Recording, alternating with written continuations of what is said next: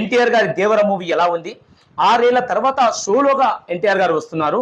Triple R లాంటి block buster hit తర్వాత ఆయన వస్తున్నాడంటే ఫ్యాన్స్ కి ఎలాంటి ఎక్స్పెక్టేషన్ ఉంటుందో అది ఎన్టీఆర్ గారు కూడా తెలుసు. మరి ఆ ఎక్స్పెక్టేషన్ బీట్ చేసేలా మూవీ ఎలా ఉంది, హిట్ ఆఫ్ ఫట్ అనేది మనం తెలుసుకుందాం. అలాగే మన వీడియోని లైక్ చేయండి. మీరు లైక్ చేస్తే ఈ వీడియో ఎంతో మందికి రికమెండ్ అవుతుంది కాబట్టి నా రిక్వెస్ట్, వీడియోని లైక్ చేయండి. ఇక మూవీలోకి వెళ్ళిపోదాం. స్టోరీ అనేది మనం లాస్ట్లో చెప్పుకుందాం. ముందు హీరో పాత్ర ఎలా ఉంది, విలన్ పాత్ర ఎలా ఉంది, హీరోయిన్ పాత్ర ఎలా ఉంది, ఇవల్ల మనకు తెలిస్తే మూవీ మీద ఒక క్లారిటీ వస్తుంది. కాబట్టి ముందు ఈ డీటెయిల్స్ తెలుసుకుందాం. ఈ మూవీలో హీరోయిన్ గా జానీ కపూర్ గారు నటించారు. నిజంగా జానీ కపూర్ గారు ఎంత బాగా యాక్షన్ చేశారంటే చూడ్డానికి కూడా పుత్తడి బొమ్మలా ఉంటుంది ఆమె. అలాంటి హీరోయిన్ కి నిజంగా తగిన పాత్ర కాదేమో అనిపిస్తుంది. పాత్ర మాత్రం చాలా లెంతీ తక్కువ ఉంది. ఇంకా ఆమె క్యారెక్టర్ని యూజ్ చేసుకుని ఉండాల్సింది, కానీ సమయాభావం వల్ల అనుకుంటా ఆమె పాత్ర మాత్రం చిన్నగానే ఉంది. తర్వాత ప్రకాష్ రాజ్ గారు, నిజంగా ప్రకాష్ రాజ్ గారు పాత్ర చిన్నదైనప్పటికీ సినిమా మలుపు తిప్పేది ప్రతి సిచ్యువేషన్లో ఆయన వాయిస్ ఓవర్తోనే సినిమా మలుపు తిప్పుతుంది. నిజంగా ఆయన ఉన్న పాత్రకాడికి ప్రాణం పెట్టి నటించాడని చెప్పొచ్చు. తర్వాత శ్రీకాంత్ గారు, ఆయనది కూడా చిన్న పాత్రనే, కానీ కన్విన్స్గా చాలా హైలైట్గా ఆయన పాత్ర ఉంది.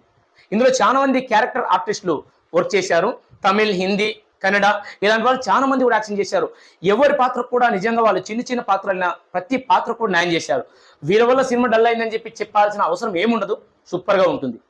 తర్వాత మెయిన్ విలన్ సైఫ్ అలీ ఖాన్, నిజంగా ఈయన ఎన్టీఆర్తో పోటాపోటీగా నటించాడు. ఎక్కడ కూడా ఆయన డల్ కావడం కానీ ఆయన యాక్షన్లో పవర్ తగ్గడం కానీ మనం చూడం.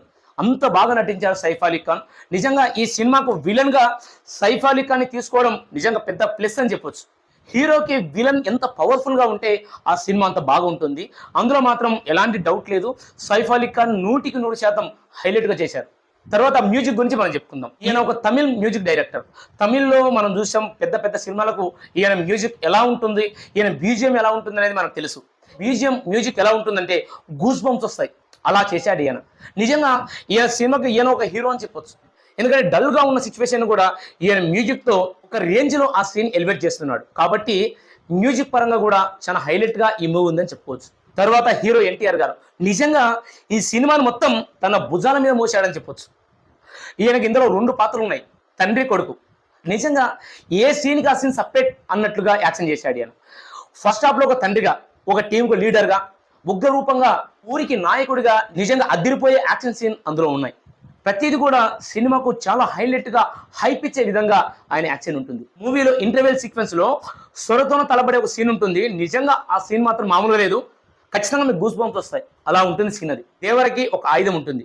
ఆ ఆయుధాన్ని ఎంత బాగా డిజైన్ చేశారంటే అది ఇలా ఇసురితే మళ్ళీ ఆటోమేటిక్గా తిరిగి వస్తుంది. అది హైలైట్ అని చెప్పొచ్చు. ఎన్టీఆర్ గారు ఒక పిరిగివాడిలా అమాయకుల్లా చేసే సీన్స్ కూడా చాలా అదిరిపోతాయి. ఆయన యాక్టింగ్ వరకు ఎర్రగదీశారని చెప్పొచ్చు.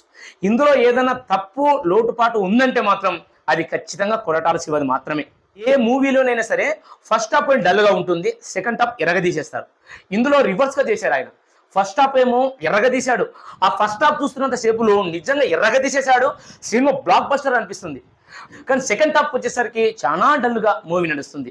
కొరటాల శివ గారు ఆచార్య లాంటి పెద్ద ఫ్లాప్ పడిన తర్వాత తను తీసే 2వ సినిమా ఎలా ఉండాలి, ప్రతిదీ కూడా మంచిగా డిజైన్ చేసుకొని ఫస్ట్ హాఫ్ అదిరిపోవాలి, ఫస్ట్ హాఫ్కు మించిన రేంజ్లో సెకండ్ హాఫ్ ఉండాలి అన్నట్లు ఆయన డిజైన్ చేసుకోవాలి. కానీ ఫస్ట్ హాఫ్ బాగా డిజైన్ చేశాడు, సెకండ్ హాఫ్ వచ్చేసరికి చాలా డల్ ఉంది. కానీ ఎన్టీఆర్ ఫ్యాన్స్ మాత్రం చాలా డిసప్పాయింట్ చేశాడు కొరటాల శివ. సినిమా ఓవరాల్గా బాగానే ఉంది. ఎన్టీఆర్ గారి యాక్షన్ మూవీ చూడాలనుకుంటే ఫ్యామిలీతో ఎలాంటి ఎక్స్పెక్టేషన్ లేకుండా వెళ్ళండి, ఖచ్చితంగా నీకు మూవీ నచ్చుతుంది. లేదు ఒక భారీ రేంజ్లో ఊహించుకొని వెళ్తే మాత్రం ఖచ్చితంగా అంతగా అనిపించదు. ఆ గ్రాఫిక్స్ కోసం, ఎన్టీఆర్ యాక్షన్ కోసం అయినా సరే ఖచ్చితంగా మీరు ఆ మూవీ చూడాలి. ఈ మూవీ స్టోరీ ఇలా ఉంటుంది అని మొత్తం మనం చెప్పామనుకో మీకు ఆ ఫీలింగ్ పోతుంది. ఆ ఫీలింగ్ బాగుండాలంటే ఖచ్చితంగా థియేటర్కి వెళ్ళండి, థియేటర్లో మూవీ చూడండి, మీకు 100% నచ్చుతుంది. వీడియో ఎలా ఉందనేది కామెంట్ చేయండి.